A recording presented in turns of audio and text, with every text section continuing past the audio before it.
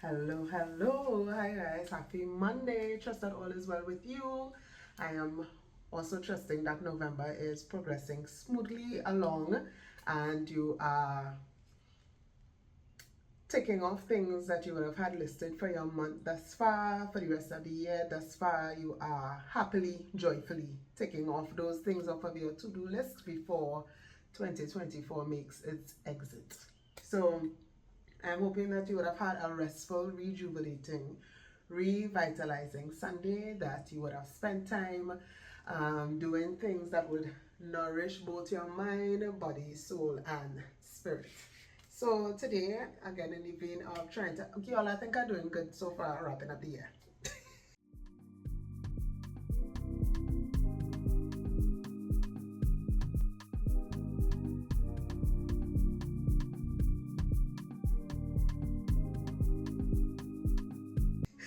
I have not reached the 30-minute mark over these last couple of weeks, and I'm proud of myself and hoping to do so today. So, in light of that, going to jump straight into it. I want to read something from us from the book of James, but I want to just make an application for us as we wrap up this year in that, concerning that particular verse that I'm going to read. So in James chapter 1, from verse 2, I'm going to read from verse 2, but I'll let you know the verses that I am on to and the verses that I want to make my point with today. Consider it pure joy, my brothers and sisters, whenever you face trials of many kinds, because you know that the testing of your faith produces perseverance. Let perseverance, some translations say patience, have its produce. Let perseverance finish its work so that you may be mature and complete, lacking nothing. If any of you lacks wisdom, you should ask of God. And this is where I want to zero in here. So if any of you lacks wisdom, you should ask God, who gives generously to all without finding fault, and it will be given to you. But, here's the part. When you ask, you must believe and not doubt, because the one who doubts is like a wave of the sea blown and tossed by the wind. That person should not expect to receive anything from the Lord. Such a person is double-minded and unstable in all that they do. Again, verse 6 says, but when you ask, you must believe and not doubt, because the one who doubts is like a wave of the sea blown and tossed by the wind. That person should not expect to receive anything from the Lord. Such a person is double-minded and unstable in all that they do. I want to highlight these last few verses because, like I said, for me, because I do the vision board party, I start to think my year kind of wraps up a lot earlier than everybody else's. Because you kind of have to think ahead to the year coming up and think ahead for the month that is ending to help others in the vision board party that I host to think about their year as well. So you can't be now thinking about it. So I am usually at this point this early, and I usually have to do this so that by the time you come, I am not now trying to figure out how to wrap up my year. So obviously you will be thinking of, okay, so the year wrapping up, what did I accomplish, what do I still have to do, how do I feel about the year that would have went by, what do I want to accomplish in the new year, what are the things that I didn't get to accomplish in this year that I am now taking over because I need to do it actually. And I want to draw an example and make an application, like I said. So in these verses here, James was talking about asking for wisdom and doing so with faith, believing without doubting, because if you doubt, first of all, you're unstable in all of your ways and don't think you could get anything from God. Just don't bother. We make promises to ourselves sometimes. And I'll give this example. So there was a course that I did, and I did the course like about 3 times, no lie. I never did the assignment. I did over the course this year, and I said to myself, Melina, because you're not done the course, but you cannot say you complete the course if you didn't do the assignment. And I said to myself, Melina, you're going to do this course and you're going to finish this assignment to complete this course once and for all. And coming down to the end, as a matter of fact, it's due tomorrow. And I'm not finished as yet, but I am going to, which is why I want to do this video, just to encourage somebody. On my last bit of the assignment, I'll finish tonight. Even though it's due tomorrow, I'll finish tonight, submit tonight, I'll be finished. It's just a little part. And during the week was this week. Hey, I remember one friend messaged to ask, you good? And I said, yeah, why? And I'm trying my best, thinking that I am masking well what I would have endured or went through for the week. And I thought to myself I was good. And then when they said it, I said to myself, all right, check. Not really. You're not really good. And I said, well, the week was kind of hard. The day was kind of hard as well. I just tried to put it behind me, but I thought I was doing a good job of masking it. And it's like, not so much. And I just tell myself, boy, I don't think I have degrees to do this assignment, to submit nothing. I good enough. I good. And I said to myself, no, Melina, this is a promise you made to you. If you can't keep your word for you, you can't keep your own promises to you, you can't stand on something and hold to it. What are you going to do for other people? You think you will be consistent with somebody else and you can't be consistent to you. You will show up and you can be loyal to everybody else. But yourself, fix it and get together. So I shook myself and I said, yes, you will sit down here this evening. And that night I stayed and I did like about 90%. What I have remaining is like 10%. And I did finished up to the point where I reached like about 90% completion. And I said, yes, you're going to finish it. This is something you said that you're going to do and you're going to do it. And you know, I thought of these verses where it says, a double-minded person. It's like the wind that tossed you because you had a horrible week. The wind tossed you so. You're like a wave that the wind could toss so. Today wasn't great. You tossed so. So everything you have planned, set up for the day, put in place for the day, you not accomplishing because I didn't have a good day today.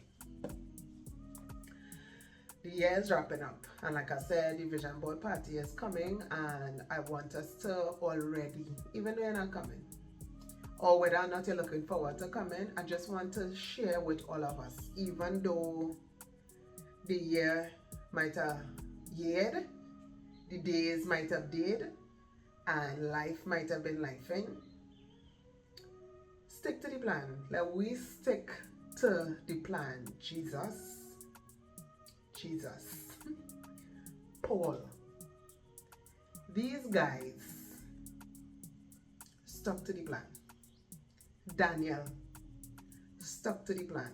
Like, they came after Daniel and they said, nah, you can't pray. Nobody prayed for this week, and Daniel decided, no, this is what I do every day. Despite the fact that my life is going to be threatened, I'm sticking to the plan. The three Hebrew boys, we not bowing to no foreign god. Despite the fact that my life being threatened, we sticking to the map. I'm not going to be double-minded about my actions, my thoughts, and the things that I have set out to do. Commitments that I have made. Vows that I would have vowed to God. And not deviating from the plan, we sticking to the plan. Jesus.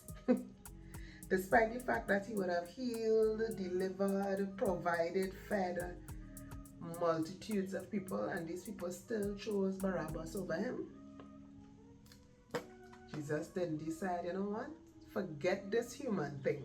Forget this putting down a divinity thing. I get out of here. I look at up the tape. We go figure it out some other way. I don't have time for this. he stuck to the plan, even though he cried 3 times. Father, if it be possible, let me find another way. Take this cup from me. Nevertheless, 3 times. He stuck to the plan. And then you would think to yourself, that can't be in every situation. Well, let me just be realistic here. Yeah, these men's lives were threatened. Like, it can't be worse than that. Paul went to prison. They beat him, stoning my boy, get up, dust himself, and he stuck to the plan. For the sake of Christ, for the sake of the gospel, I'm going again. And they just stone you and leave you for dead. Sticking to the plan despite the disruptions, despite the frustrations, despite all the things that might be coming at you. If you have given your word about something, ask God for something. If you are believing God for something. I have some keychains on the table there. I had a set of them in a kind of stationary thing, and I had them piled up there, and I took it out. And I said, the year is wrapping up, Lord. These keychains are for a specific key. I am going to continue to believe and trust you for this thing. I am sticking to the plan. And I come off here, I'm going to go back and tackle that assignment and complete it. Hand it in, sticking to the plan. So I just want to encourage us today, 11 minutes in.